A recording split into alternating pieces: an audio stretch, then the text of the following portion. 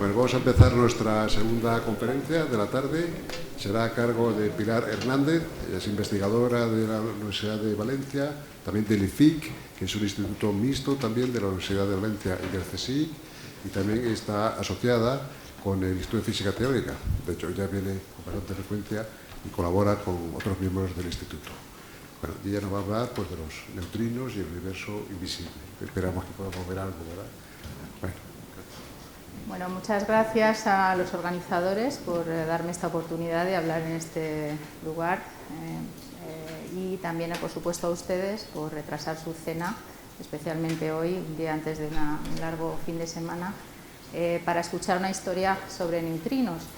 Así que déjenme empezar por abrir un poco su apetito intelectual, diciendo que en el mundo relativamente pequeño de partículas elementales, los neutrinos tienen bastantes récords.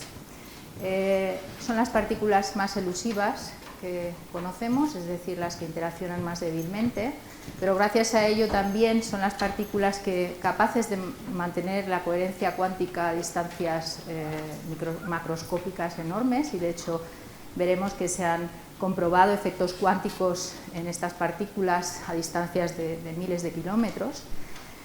Además, siendo neutras, son las únicas partículas de materia que podrían ser su propia antipartícula, veremos un poco de esto, y si ese fuera el caso, además sabemos que tienen un pie fuera del modelo estándar y que probablemente ya ellos mismos nos están diciendo que debe haber nueva física.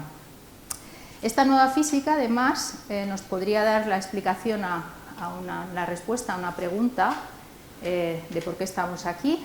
Por supuesto, esta no es la pregunta existencial, pero es la pregunta que veremos que nos hacemos los físicos de partículas, y los neutrinos podrían tener la clave para responder a esta pregunta.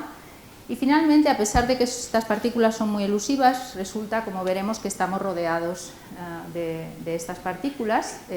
Hay muchas fuentes de neutrinos a nuestro alrededor, y en particular una de ellas es el Big Bang. Hay neutrinos réplicas del Big Bang en forma de neutrinos, como lo hay de fotones, y si, aunque no los hemos detectado todavía, si pudiéramos detectarlos, nos darían una foto del universo más remoto que hemos visto hasta ahora, ¿vale? Así que espero que durante esta charla, si no van a poder entender en profundidad lo que significan estas frases intrigantes, y al menos espero transmitirles un poco del interés que tiene esta física que hacemos. Bueno, empiezo un poco con la historia. La historia de los neutrinos está muy ligada a la historia del modelo estándar de partículas elementales, que se resume en esta tablita tan colorida que contiene todas las partículas elementales que conocemos para describir la naturaleza. En particular, los neutrinos son 3 de estas cajitas, de estas 17 cajitas, 3 corresponden a los neutrinos. Podría parecer un ejercicio extremo de simplificación el pensar que toda la complejidad del mundo que nos rodea se reduce a estos 17 elementos, pero de hecho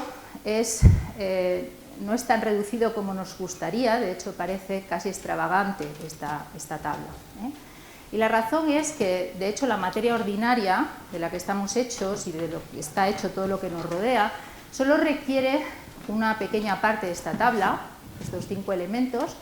Sabemos que la materia ordinaria está hecha de átomos, y estos átomos son distintas combinaciones de básicamente 3 elementos: el electrón, que es uno de las cajitas en la tabla, y que orbitan alrededor de un núcleo formado por protones y neutrones. Hoy sabemos que estas partículas no son elementales, sino que a su vez están compuestas de otras más elementales, que son las que sí que aparecen en la tabla, los quarks up y down. Para mantener este sistema como un sistema ligado de estas partículas, necesitamos 2 interacciones: la interacción electromagnética, que nos explica por qué los electrones están ligados a los núcleos, y la interacción fuerte, que nos explica por qué estos quarks están confinados en protones y neutrones. Pero básicamente con estos ingredientes podemos explicar toda la materia ordinaria que nos rodea. Así que podríamos decir, abusando un poco del lenguaje, que el resto de los elementos de esta tabla, que es el modelo estándar, sería una especie de modelo estándar invisible, porque no nos afecta, no está en la materia ordinaria. Y justamente la primera partícula que nos puso en evidencia que había algo más fue el neutrino, el famoso neutrino del que voy a hablar en esta charla. Podemos decir que comenzó su andadura en la historia de la física como una partícula invisible. Apareció a principios del siglo XIX con el descubrimiento de la radiactividad tipo beta. En este tipo de radiactividad, un núcleo pasa a una situación más estable, con un protón más y un neutrón menos, emitiendo un electrón. Y esto es todo lo que lo que experimentalmente se observa. Ahora bien, si esto fuera así, si un núcleo se convierte en otro núcleo emitiendo un electrón, sabemos que la energía de este electrón debería estar fijada simplemente por la energía que tienen el núcleo padre y el núcleo hijo. La diferencia entre estas dos cosas debería ser la energía que se lleva este electrón. Esto se midió a principios del siglo XIX y se vio que en lugar de encontrar todos los electrones con una energía fija, lo que se observó es que estos electrones tenían energías que variaban desde 0 hasta ese valor esperado. Con lo cual esto generó, por supuesto, mucha confusión en los físicos. Se planteó incluso la posibilidad de que la energía no se conservara en este proceso, pero fue el gran Wolfgang Pauli quien dio una primera hipótesis, no sé por qué se corta la transparencia aquí, lo siento, en la que en su famosa carta encabezada "Queridos señoras y señores radiactivos", por supuesto en aquella época ser radiactivo no era un insulto, era algo chic y moderno, propuso que lo que estaba ocurriendo en este proceso era que se estaba emitiendo una partícula invisible, que no se veía, que no se detectaba, y por tanto la conservación de la energía se refería no a la energía del electrón, de la partícula que se veía, sino a la suma de las contribuciones de estas dos partículas que se podían distribuir entre ellas la energía de forma asimétrica. Y esto explicaría este espectro de la desintegración beta. Esta partícula, después de varios intentos de bautizarla, acabó con el nombre de neutrino, en honor básicamente de otro gran físico, Enrico Fermi, que fue uno de los primeros físicos que se tomó en serio esta hipótesis de Pauli y de hecho hizo una teoría a partir de esta hipótesis, que es la famosa teoría de la desintegración beta, en la que básicamente lo que está ocurriendo es un proceso en el que hay una interacción de este tipo que permite que un neutrón se convierta en un protón emitiendo un electrón y un antineutrino, pero este mismo proceso permitiría que un neutrino interaccionara con un neutrón y produjera un protón y un electrón, o bien que un antineutrino interactuara con un protón y produjera un neutrón y un positrón. Ahora bien, Bethe y Peirce calcularon con esta teoría la probabilidad de esta posibilidad de que los neutrinos realmente interaccionaran con la materia, con los protones y neutrones de la materia, y declararon, como buenos físicos teóricos, que no había una forma práctica de detectar un neutrino. Y realmente el reto era enorme. Si uno piensa, teniendo en cuenta esta pequeña probabilidad, qué tamaño tendría que tener un detector de agua para ser capaz de parar un neutrino, se encuentra con la deprimente respuesta que ese detector tendría que tener un tamaño del orden de miles de años luz, cosa completamente absurda. Así que ante esta situación, Pauli se avergonzó amargamente de su hipótesis, dijo que había hecho una cosa terrible, había postulado una partícula que no podía ser detectada, y esto hay que ponerlo en el contexto de que Pauli fue quien acuñó el concepto de teorías ni siquiera falsas, es decir, que no se pueden falsificar, como lo peor que una teoría en física puede ser. Así que resultaba que su teoría, que permitía explicar realmente el espectro de beta decay, no podía ser comprobada y por tanto era ni siquiera falsa. Afortunadamente, esto no fue así. El ingenio de numerosos físicos experimentales al final consiguieron detectar este neutrino. En particular, los primeros en hacerlo fueron Reines y Cowan, en un intrigante proyecto llamado Poltergeist, porque pensaban que tenían que cazar a una partícula fantasma. Su primera idea fue poner un detector en una explosión nuclear, pero después entraron en sus cabales y se dieron cuenta de que podían hacerlo con mucha más seguridad cerca de un reactor nuclear. Porque cuando la probabilidad de algo es muy pequeña, uno lo que puede hacer es intentarlo muchas veces, y al final, y para ello, como intentamos esto muchas veces, con un neutrino no vamos a tener ninguna posibilidad de detectarlo en un detector, digamos, de tamaño razonable, pero si tenemos un flujo gigantesco de neutrinos, uno de ellos no va a interaccionar, el segundo tampoco, pero cuando lo intentamos 10 a la 20 veces, probablemente alguno de ellos lo haga. O sea que siempre podemos batir pequeñas probabilidades intentándolo muchas veces con flujos muy grandes de estas partículas. Y esto es justamente lo que da un reactor nuclear, que típicamente produce 10 a la 20 neutrinos emitidos en todas las direcciones por segundo. Pero no bastaba, ellos tenían un detector relativamente del orden de mililitros o algo así, y aún así era un reto el ser capaz de ver un evento, un proceso de esta desintegración en el tamaño de un detector que incluso sin ser miles de años luz era de todavía algo muy grande, ¿no? Con lo cual necesitaban una señal muy potente, una señal capaz de reducir el ruido de fondo, y esto es lo que el ingenio que pusieron en ello, encontraron esa señal, que es todavía una señal que se usa hoy para hacer experimentos de este tipo y que sigue dándonos descubrimientos en física de neutrinos. A la vez que estos físicos trataban con mucho esfuerzo de detectar neutrinos, empezaron a aparecer otras partículas.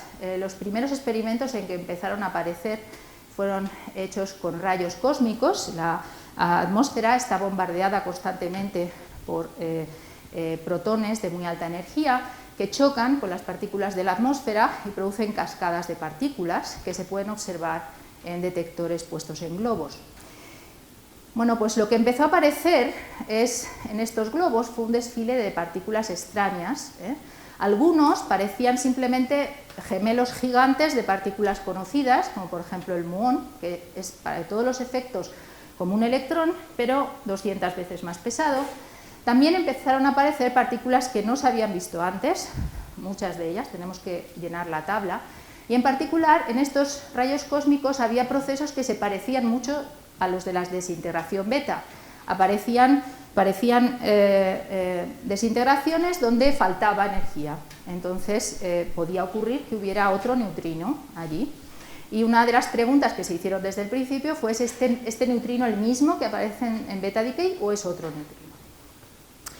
Bueno, no sorprendentemente, ante esta extravagancia de partículas, Isaac Rabi preguntó quién ha ordenado todo esto. Y es una pregunta que todavía nos seguimos preguntando. Bueno, lo primero es que ante esta situación, obviamente los físicos se dieron cuenta de que para hacer esto de forma más controlada podían tratar de reproducir exactamente lo que pasa en estos rayos cósmicos en el laboratorio. ¿Cómo hacen esto? Bueno, pues se inventan aceleradores de protones. Estos serían el equivalente de los rayos que nos llegan de forma natural de fuentes astrofísicas, y ponemos un blanco contra el que chocamos esos protones que hemos acelerado y generamos las mismas cascadas de partículas que se ven en los globos. Solo que esto lo hacemos en nuestro laboratorio, ponemos alrededor unos detectores muy sensibles y tenemos todo en condiciones muy controladas. Podemos controlar la energía del protón, la estructura de este blanco, etcétera, etcétera.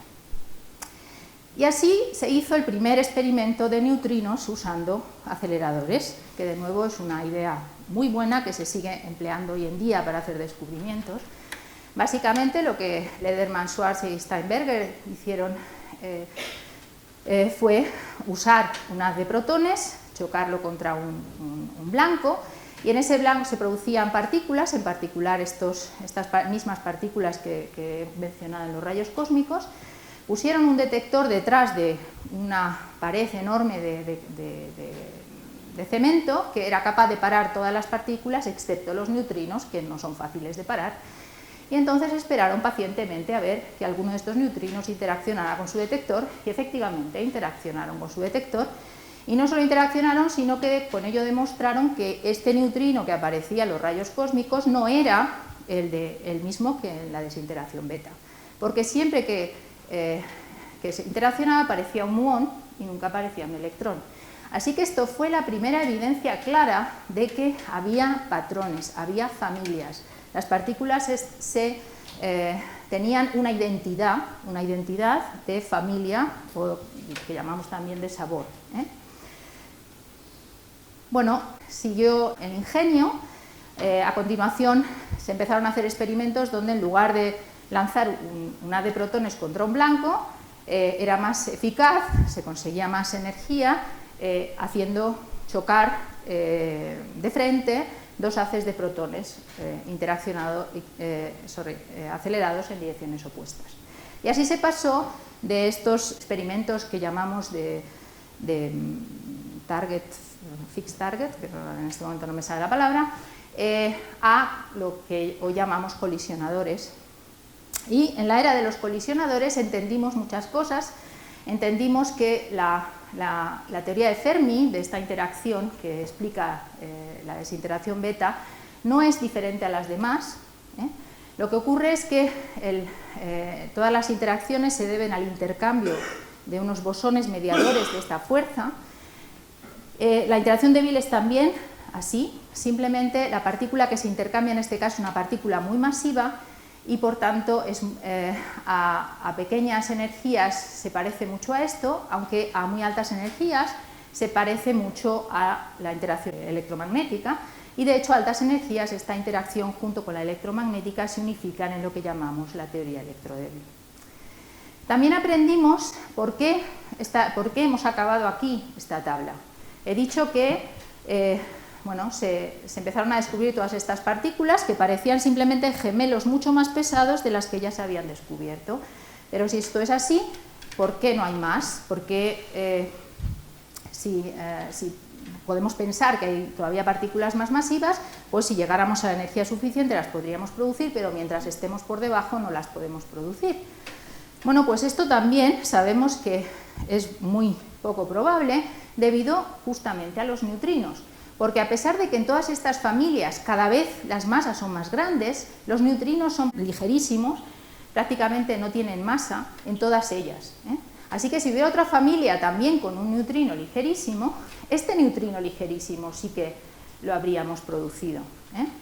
Y esto es lo que se hizo en un colisionador antecesor del famoso LHC que está corriendo ahora, que se llamaba LEP, usa el mismo túnel que el LHC, pero en ese caso lo que se colisionaban eran electrones y positrones. Y en este experimento lo que se vio es que el estudio de estas interacciones demostró de forma clarísima que hay 3 familias y no hay ni 4 ni 2. Vean los datos experimentales, estos puntitos que son exactamente la curva, o están sobre la curva de 3 neutrinos, ni de 2 ni de 4. Así que, bueno, esto ha sido un esfuerzo ingente durante más de 100 años, pero hemos conseguido completar, digamos, esta tabla del modelo estándar. Esto culminó, como saben, en 2012 con el descubrimiento de la partícula de Higgs, por la cual estos dos físicos que la habían predicho 50 años antes se llevaron el premio Nobel. Y sin embargo pensamos que esto no puede ser el fin de la historia por muchas razones, pero justamente han sido los neutrinos los primeros que se han salido del guión que escribieron los padres del modelo estándar hace 50 años. Y los padres del modelo estándar dijeron que estas partículas, los neutrinos, no tenían masa. Y lo que hemos descubierto recientemente es que no es verdad. De hecho, estamos rodeados de neutrinos, están por todas partes. Una de las fuentes más intensas de neutrinos a nuestro alrededor es el Sol, que produce el orden, o sea, si abrís una mano, os estarán cruzando del orden de 10 a la 12 neutrinos solares por segundo. Estos son 1 billón de neutrinos por segundo, español. En la atmósfera hemos visto, los rayos cósmicos también se producen en estas cascadas neutrinos, estos son muchos menos, pero tienen una energía muy diferente y son capaces de interaccionar con más eficiencia. También la Tierra es una fuente enorme de neutrinos, del orden de 10 a la 9 por segundo, de simplemente la radioactividad natural de la Tierra. Hemos llegado a observar neutrinos de fuentes astrofísicas, como la famosa supernova de 1987, que produjo del orden la misma intensidad de neutrinos que recibimos habitualmente del Sol, solo que esta supernova ocurrió a 168.000 años luz de nosotros, y sin embargo, imagínense la fuente intensa de neutrinos que es una supernova. Y ya mencioné al principio de la charla que del Big Bang han quedado rélicas en forma de neutrinos, y muchas, de nuevo 1 billón por segundo nos atravesarían la mano, pero estas, por desgracia, no las hemos podido detectar todavía, al menos no de forma directa. Bueno, las últimas noticias es que también hemos descubierto una nueva fuente de neutrinos que probablemente puede abrir una nueva ventana en astronomía al detectar neutrinos de altísima energía, que sabemos que no vienen de la atmósfera ni tampoco vienen del Sol, así que imaginamos que vienen de fuentes astrofísicas enormemente violentas, como los quasars, aunque todavía esto está por determinar. Y el detector que ha encontrado estos primeros neutrinos de altísima energía es un detector fantástico que está enterrado en la Antártica, en el hielo. Básicamente usa el hielo como material donde los neutrinos interaccionan, y simplemente hay unos tubos de fotomultiplicadores que detectan la luz de esas interacciones. Bueno, pues hemos ido detectando una tras otra todas estas fuentes, y resulta que todas ellas han traído noticias sorprendentes sobre los neutrinos. Bueno, sabemos desde la teoría de la nucleosíntesis estelar de Bethe que las estrellas brillan neutrinos. Las estrellas brillan porque queman hidrógeno y forman núcleos más pesados en reacciones nucleares que se parecen a esto, donde no solo se produce luz, aquí estas gamas, sino que se producen también neutrinos. Ahora bien, estos neutrinos siempre aparecen en combinación con electrones, porque en el Sol no hay suficiente energía para producir muones, son demasiado pesados, así que el Sol originalmente en el Sol solo se pueden producir uno de los tipos de neutrinos, de los 3 tipos de neutrinos que he mencionado. Bueno, John Bacall se dedicó toda su vida a tratar de predecir con precisión cuál era el número de neutrinos que nos esperamos del Sol como función de la energía, y de aquí uno puede deducir que si hace un experimento con 400.000 litros de cloro, por ejemplo, se espera una interacción típicamente de neutrino por día en este detector gigante. Y esto es lo que hizo este señor, Raymond Davis, que en 1966 por primera vez se fue a una mina, 1500 metros bajo tierra, puso una bañera de agua con 400.000 litros de cloro, básicamente, y detectó por primera vez la señal de neutrinos que venían del Sol, pero le salía que el número era menos de lo esperado, un 30%. Así que por mucho tiempo esto se consideró un problema, el problema de los neutrinos solares. No se sabía si el problema estaba en el detector, cómo podía imaginar que en semejante detector se podría detectar esta señal en el modelo solar, en los neutrinos. Bueno, pues resultó que realmente este problema lo único que puso de manifiesto es una propiedad que tienen los neutrinos y que hacen exactamente esto. Y esta propiedad se llama el fenómeno de oscilación de neutrinos, Básicamente los neutrinos hemos dicho que se producen en... los neutrinos podemos definir dos tipos de estados de neutrinos, los que se producen en combinación con un electrón, un muón y un tau, que siempre que hay una interacción esto es lo que ocurre, y luego tenemos los neutrinos que se propagan como ondas monocromáticas, digamos, que serían los neutrinos masivos, con una masa bien definida. Y estos dos estados no son los mismos. Cuando producimos un neutrino en combinación con un electrón, lo que estamos produciendo es una mezcla, un estado mezcla de los neutrinos estos que se propagan de forma monocromática. Así que un experimento que produce y detecta neutrinos usando el leptón, o sea, marcando como el proceso con el leptón, con el sabor del leptón que sea, es de hecho un interferómetro.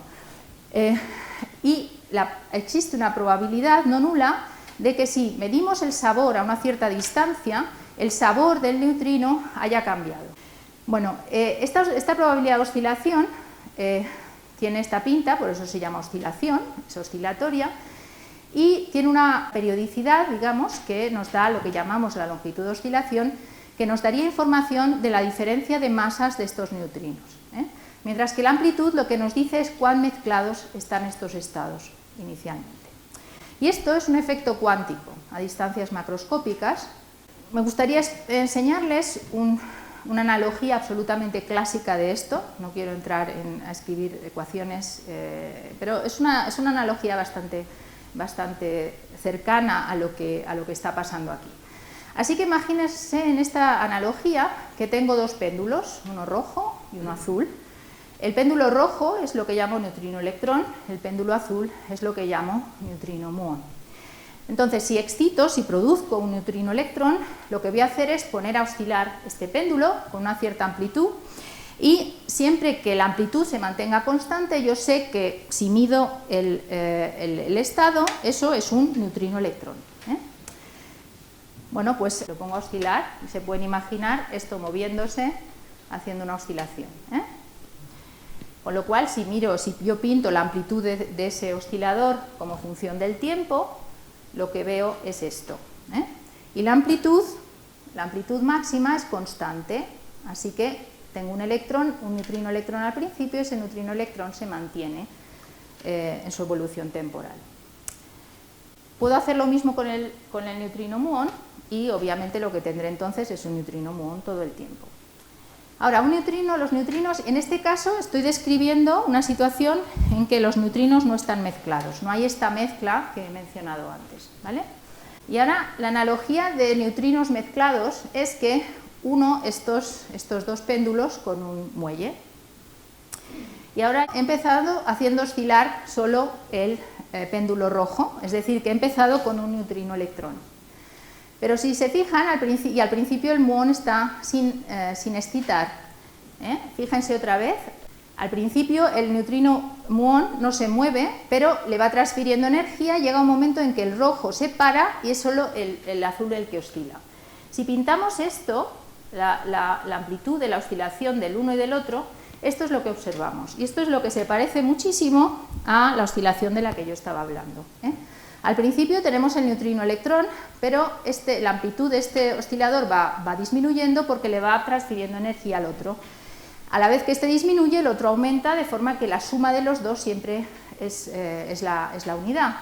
O sea, si miramos esto como función del tiempo, vemos que el efecto se repite. Y esto es exactamente la oscilación que les había explicado anteriormente. Entonces, si yo mido el neutrino aquí, veré un neutrino-electrón, pero si lo mido aquí, la probabilidad de medir un neutrino-electrón es cero, mientras que la probabilidad de medir un neutrino-muón es máxima, y así sucesivamente. Bueno, pues esto es las neutrino oscillations, y podían preguntarme cuáles son estos estados de masa, cuál es el equivalente en esta analogía a los estados de masa. Los estados de masa serían los modos normales de oscilación de este sistema. Estos son modos que se van a mantener ad infinitum, y hay dos, que son los dos estados de masa, ¿vale? Si en este caso miramos la amplitud Si miramos la amplitud en este caso, de nuevo, no varía. En este caso no tenemos ni un muón ni un electrón, tenemos un estado mezcla de ambos, ¿vale? Pero la probabilidad de que cambie, la probabilidad de que me dé un electrón y muón, de nuevo no cambia nunca porque estos son estados estacionarios, ¿vale? Así que, bueno, esto es la analogía más simple que se me ha ocurrido para describir lo que son las oscilaciones de neutrinos. Y lo que voy a contar a continuación es toda la historia que ha llevado y los experimentos fabulosos que se han desarrollado para realmente comprobar o testear esta teoría, y que no sea ni siquiera falsa. El primer protagonista de esta historia es un detector maravilloso que se llama Super Kamiokande en Japón. Este detector es un cilindro de unos 35 metros de diámetro por 35 o algo así de altura. Está lleno de agua ultra pura. No parece que sea agua, ¿verdad? Pero esto que hay aquí es un bote con gente encima, así que efectivamente están navegando en esta piscina gigante. Lo que ven aquí, todos estos ojos, son fotomultiplicadores del tamaño de un premio Nobel, como en esta foto. Y un fotomultiplicador es básicamente el inverso de una bombilla. Lo que hace es que graba luz y convierte luz en una señal eléctrica que luego se puede leer. Bueno, pues con este maravilloso detector, esto ha supuesto un paso de gigante en toda lo que es la investigación alrededor de los neutrinos, en particular de estas fuentes naturales de neutrinos. Los neutrinos solares en este detector se pueden no solo detectar, sino además saber la dirección en la que venía el neutrino, con lo cual se puede identificar los sucesos correctos porque son aquellos que apuntan al Sol. Es ahí donde se encuentran los neutrinos solares y justamente esto es una fotografía del Sol en forma de neutrinos tomada por la noche. Hemos dicho que los neutrinos son capaces de atravesar la Tierra sin ningún problema, con lo cual este detector, tanto por el día como por la noche, puede detectar los neutrinos solares y esta es la foto del Sol en forma de neutrinos. Otro detector en Canadá trajo otra importante ventaja, y es que si bien el detector Super Kamiokande solo es sensible en primera aproximación a los neutrinos de tipo electrón que vienen del Sol, este otro detector es capaz de medir los tres tipos, si es que están. He dicho que el Sol solo puede producir neutrino-electrón, pero ahora hemos visto que este proceso de oscilación de neutrinos nos podría permitir hacer transiciones de sabor. Así que todos estos experimentos se pueden resumir en este gráfico, que es meritorio de un premio Nobel. En este gráfico lo que se observa en esta zona de en medio, no voy a explicarlo todo, simplemente esta zona de en medio es lo que nos dicen los datos de varias medidas de estos experimentos, y lo que aparece en el eje este es el flujo de neutrinos electrones del Sol, y en este el flujo de neutrinos, muones y taus, que no se pueden distinguir, pero no son electrones. Y lo que nos dice este gráfico es que el Sol brilla más o menos la mitad de neutrinos electrones que de neutrinos, muones y taus, pero si esos neutrinos no se pueden producir, ¿de dónde han salido? Han salido de estas transiciones de sabor que he mencionado antes. El fenómeno de oscilaciones nos permite extraer de la oscilación, podemos extraer la diferencia de masas de los neutrinos, y resulta que esta diferencia de masas es tal que yo podría hacer este mismo experimento usando neutrinos de reactores si los envío a distancias del orden de 100 kilómetros. O sea, repito el experimento que hicieron Raynes y Cowen la primera vez que detectaron un neutrino, pero ahora me llevo mi detector a 100 kilómetros de distancia del reactor. Debería observar una oscilación. Y esto es lo que se ha hecho y se ha observado efectivamente esta oscilación. La segunda categoría de fuentes naturales de neutrinos que se detectaron con estos detectores, esta nueva generación de detectores, fue los neutrinos atmosféricos. Aquí la idea es, de nuevo, uno puede reconstruir en estos detectores la dirección de la que venía el neutrino. Así que lo que puede hacer es mirar el número de neutrinos que llegan como función del cénit. Estos neutrinos se producen en las partes altas de la atmósfera, así que más o menos a unos 15 kilómetros en dirección vertical, pero si miramos como función del cénit, los que vienen de arriba han recorrido el orden de la anchura de la atmósfera, pero los que vienen de abajo han recorrido la anchura de la atmósfera más toda la Tierra. Así que moviéndonos en el cénit estamos haciendo experimentos de interferometría de neutrinos variando la distancia del interferómetro desde el orden de 10 kilómetros a 10.000 kilómetros, con lo cual tenemos una información realmente muy poderosa, y efectivamente en estos neutrinos también se observó una oscilación. Una oscilación que se puede reproducir, o sea, tiene una frecuencia característica que depende de una diferencia de masas que es distinta a la de los neutrinos solares, pero de nuevo se puede comprobar en la Tierra. ¿Cómo? Pues se puede comprobar con neutrinos de reactores que tienen megaelectronvoltios de energía, pero esta vez no miramos a 100 kilómetros, sino que miramos a 1 kilómetro. Y también podemos hacerlo con neutrinos de aceleradores que tienen mucha más alta energía, pero para eso nos tenemos que ir a 1000 kilómetros. Y aquí viene lo que dije al principio, de que al confirmar estas oscilaciones a distancias de 1000 kilómetros estamos observando fenómenos cuánticos a estas distancias. Y efectivamente ambos efectos se han comprobado, en particular el de los 1000 kilómetros, bueno, no son 1000 kilómetros, son 700 y pico, en un experimento de neutrinos, donde los neutrinos se enviaban del CERN al laboratorio de Gran Sasso en Italia, y otro en el laboratorio Fermilab de Estados Unidos, a la mina de Sudán, a un detector en Sudán. Y en ambos casos se observó la misma oscilación que en los experimentos que miraban los neutrinos atmosféricos. Bueno, toda esta ingente cantidad de datos, todos de acuerdo unos con otros, por supuesto se llevó con todo el mérito el premio Nobel en 2015. Este premio Nobel se concedió por el descubrimiento de las oscilaciones de neutrinos, que he tratado de explicar, que demuestran que los neutrinos tienen masa, porque lo que miden estas oscilaciones son diferencias de masa. Pero todas estas, entonces la primera cosa es que en contra de lo que dijeron los padres del modelo estándar, los neutrinos tienen masa. Y da la casualidad de que extender el modelo estándar para que los neutrinos tengan masa no es evidente, se puede hacer de varias maneras. En particular, el hecho de que un neutrino tenga masa abre una pregunta muy clara, que es ¿qué pinta tiene un neutrino cuando se refleja en un espejo? La respuesta en el modelo estándar a esta pregunta es que el reflejo de un neutrino en un espejo no es nada, no existe. No es un estado posible. Cuando los neutrinos tienen masa, esa respuesta no vale. Un neutrino se refleja en un espejo y tiene que ser algo, lo que no sabemos es qué. Y podría haber básicamente dos opciones sencillas de lo que puede ser. Dirac nos diría que un neutrino es una partícula de las suyas, lo que llamamos fermiones de Dirac.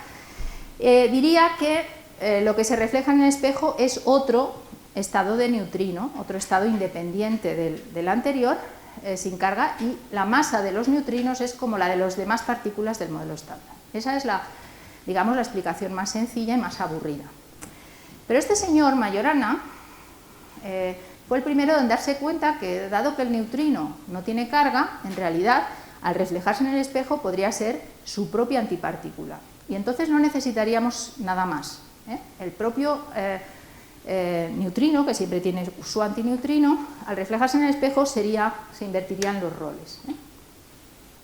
Esto es lo que llamamos un neutrino de Majorana.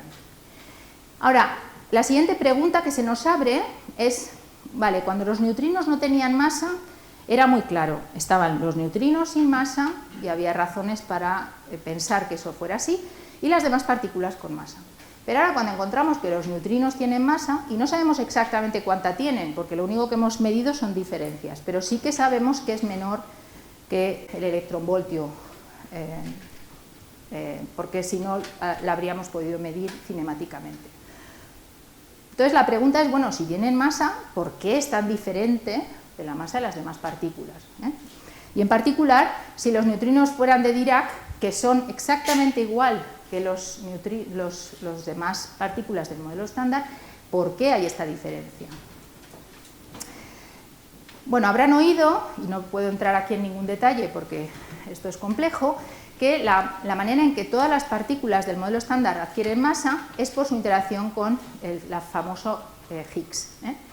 Es una interacción que se puede describir pictóricamente así, y si los neutrinos fueran partículas de Dirac, esto ocurriría también para los neutrinos, como pasa para las demás partículas del modelo estándar. Sin embargo, si la partícula es de Majorana, esto está prohibido, y a pesar de lo cual también los neutrinos pueden adquirir masa por su interacción con el Higgs, pero la interacción es diferente.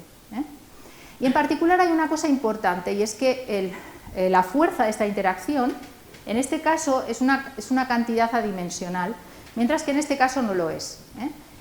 Tiene unidades de energía a la -1. Por tanto, lo escribo como 1 sobre una cierta escala de energía. Y este mecanismo, esto es muy interesante porque básicamente podría explicar por qué los neutrinos tienen una masa tan ligera con respecto a los demás fermiones. Si esta escala de aquí fuera muy muy grande, este acoplo sería muy pequeño y la masa de los neutrinos estaría suprimida. Esto es lo que llamamos el mecanismo del balancín, que por cierto suena muchísimo mejor en inglés, es el seesaw mechanism. Aquí en castellano suena un poco raro, pero básicamente la idea es que hay una nueva escala de física, la que fija esta interacción con el Higgs del neutrino de Majorana, que cuanto más grande sea esa escala, más pequeño es la masa del neutrino. Y en particular uno se espera, de forma natural, que la masa de los neutrinos frente a la de los electrones esté suprimida por esta escala. De alguna manera, volvemos al principio, a la teoría de Fermi. Si os acordáis, cuando estábamos discutiendo la desintegración beta, Fermi escribió una interacción así. También en este caso, el acoplamiento que hay que poner aquí tiene unidades de energía, que en este caso es la masa del W al cuadrado. ¿Y eso qué indica? Cuando nos vamos a energías suficientemente altas, lo que se está intercambiando es un mediador con esa masa. Y eso es lo que significa el hecho de que este acoplo tenga unidades de energía.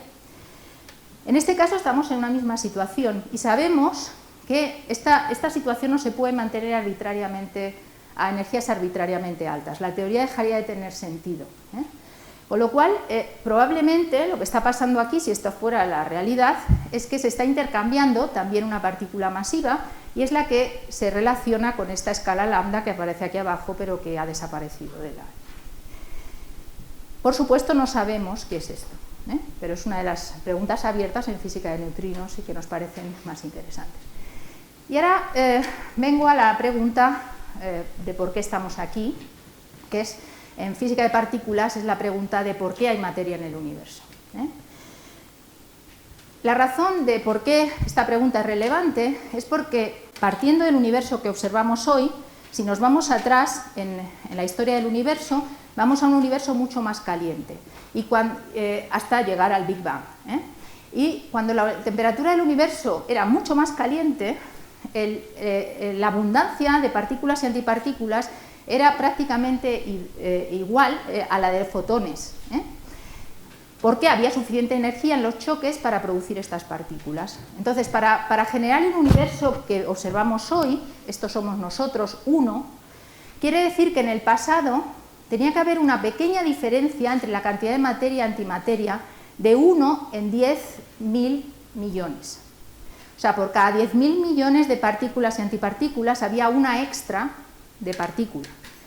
Si no hubiera habido esa extra, lo que hubiera pasado al enfriarse el universo es que toda esta materia y antimateria se habrían aniquilado mutuamente y solo quedaría un universo lleno de luz. Pero obviamente la pregunta de qué es lo que ha generado, es que las leyes de la naturaleza me permiten explicar esta pequeña diferencia, es nuestro sueño.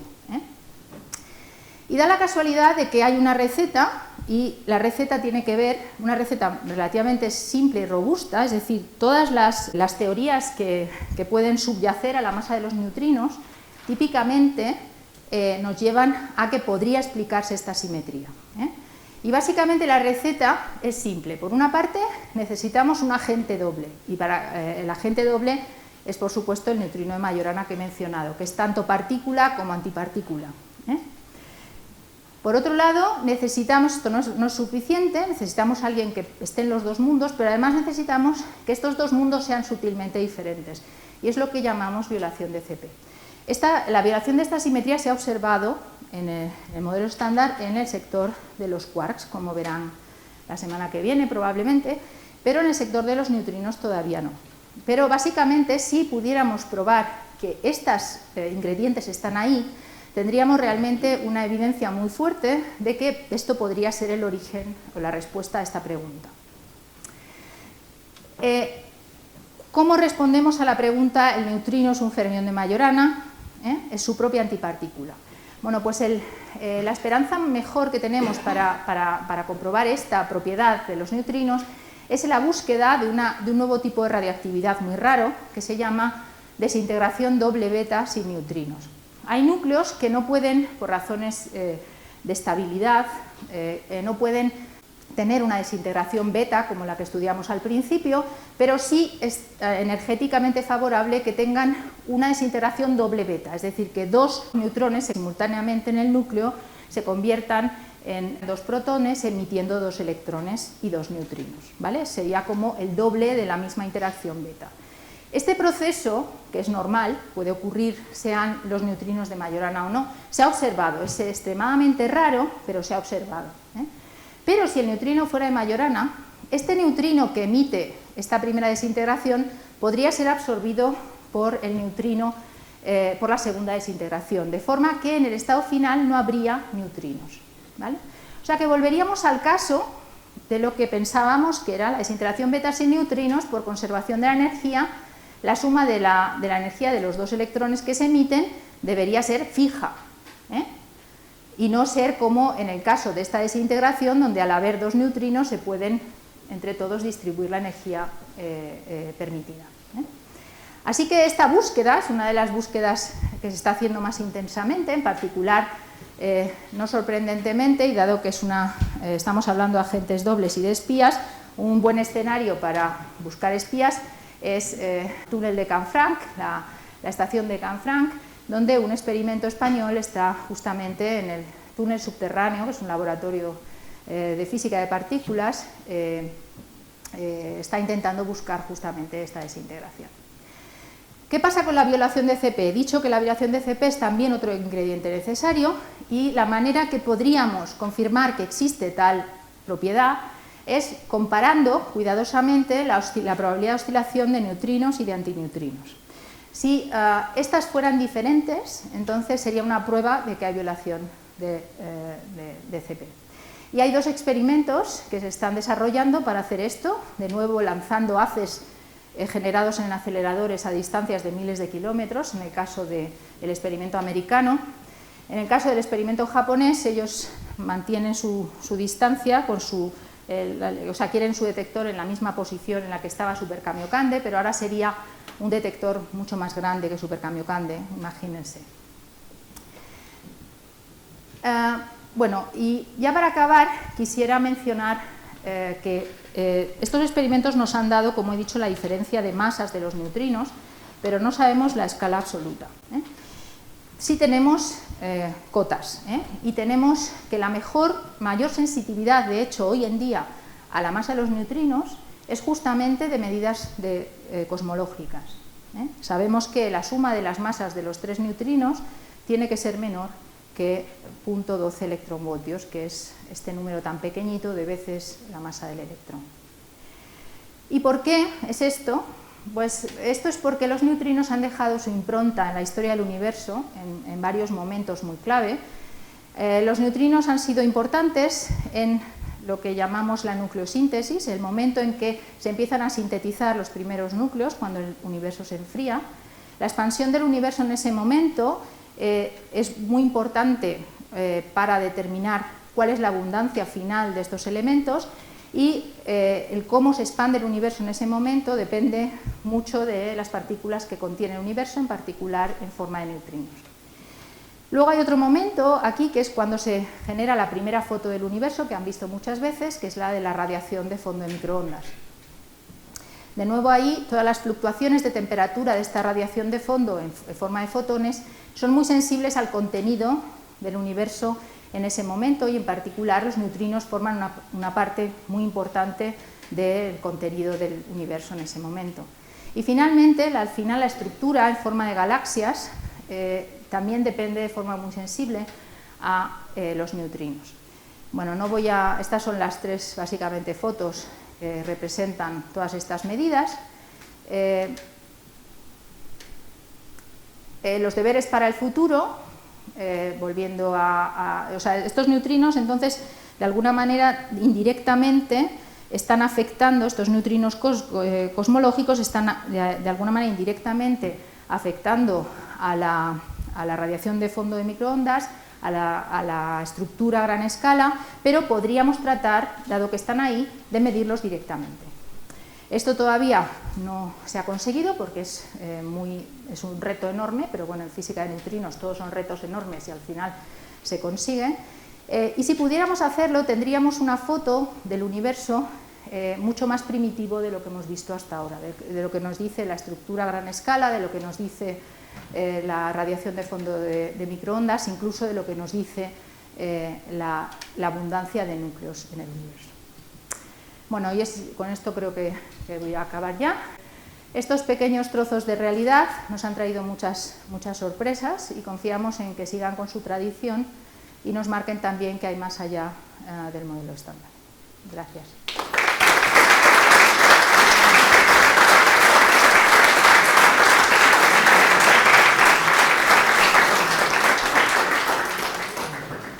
Muchas gracias, Pilar. Y ahora pasamos a las preguntas.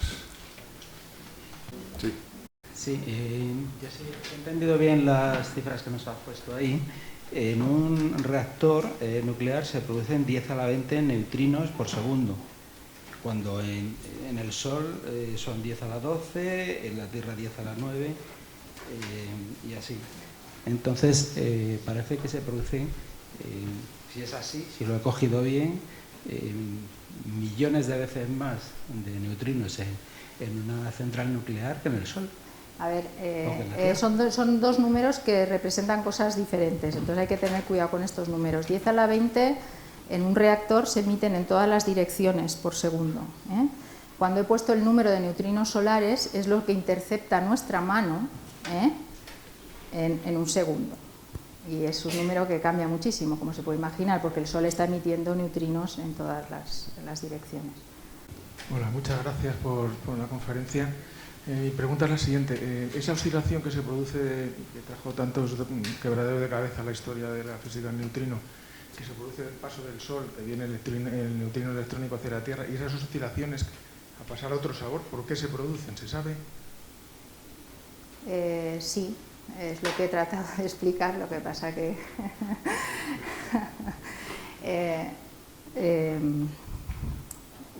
es lo que he tratado de explicar con esta analogía. Básicamente lo que se produce cuando nosotros producimos un neutrino, estamos produciendo un estado mezcla cuántico. Este estado mezcla se propaga y al propagarse, digamos, la mezcla de estos estados cambia, de forma que hay una probabilidad no nula de que el estado haya cambiado de sabor.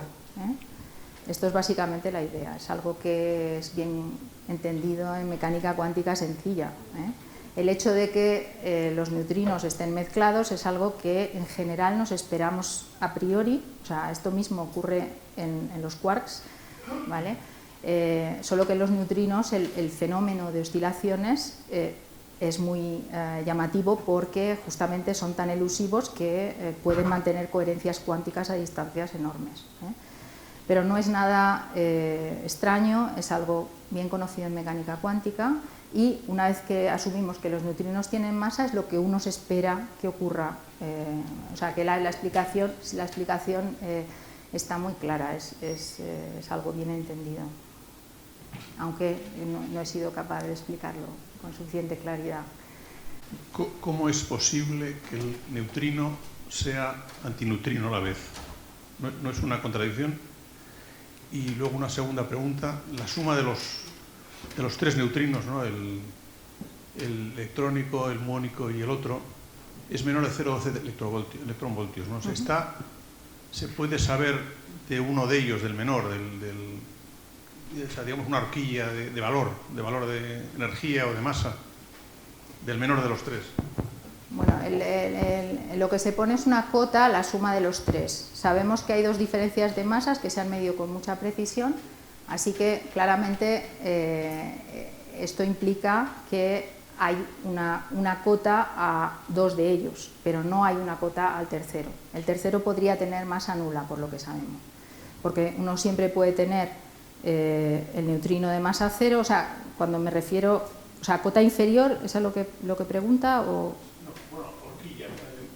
Horquilla, hay una cota superior, pero no hay una cota inferior para uno de ellos. Para los otros sí, porque tienen que tener una diferencia de masas que es finita y que se ha medido. ¿Pero puede ser cero uno de ellos? Sí. Sí. Estamos muy cerca, o sea, es muy posible que quizá se pueda por primera vez no encontrar una cota, sino una medida. Y en el momento que se haga una medida de esta masa, quizá sí, quizá no, podamos dar una mejor respuesta a esa pregunta, pero va a llevar su tiempo. ¿Y cómo es posible que sea su antipartícula?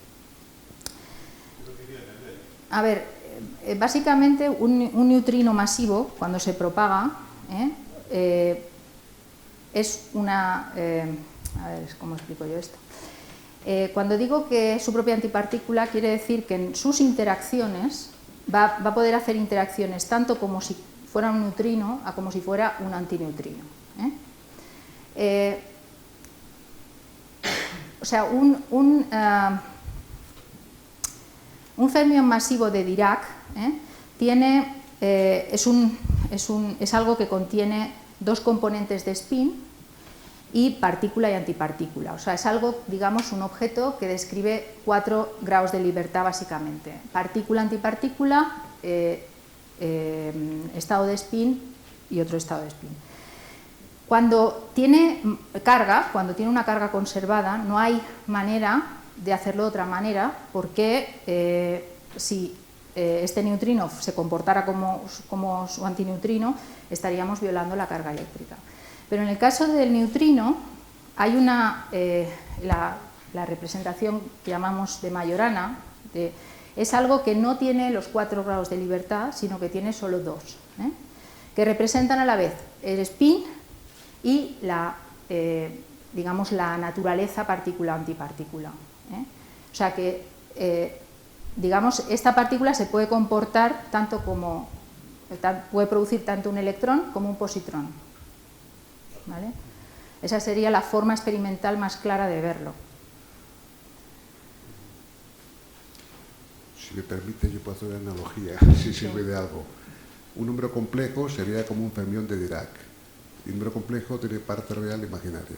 Pues la parte real sería una Majorana y la imaginaria también. O sea, un Dirac son 2 Majoranas. ¿Estamos de acuerdo? Sí. Esto es un poco matemático, pero por eso sirve, ¿vale? ¿Había otra pregunta por aquí? El hecho de que un neutrino sea su propia antipartícula no crea ningún conflicto con la idea de la supersimetría.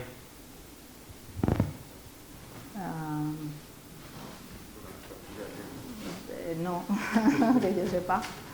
Los modelos supersimétricos suelen tener Majoranas, o sea, campos de Majorana, o sea que incluso hasta podría ayudar. Sí, ayer veíamos que se planteaba la hipótesis de que los agujeros negros primordiales fuesen el elemento constituyente esencial de la materia oscura y la energía oscura.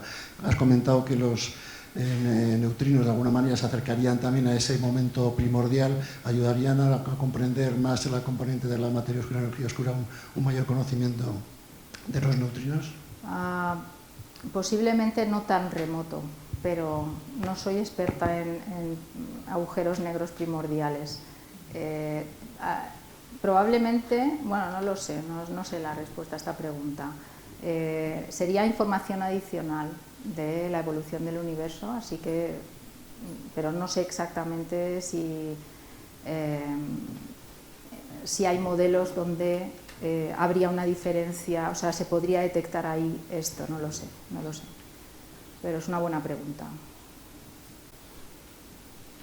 Quería yo preguntar una cosilla, luego te doy la palabra. ¿Podéis comentar algo sobre Pontecorvo?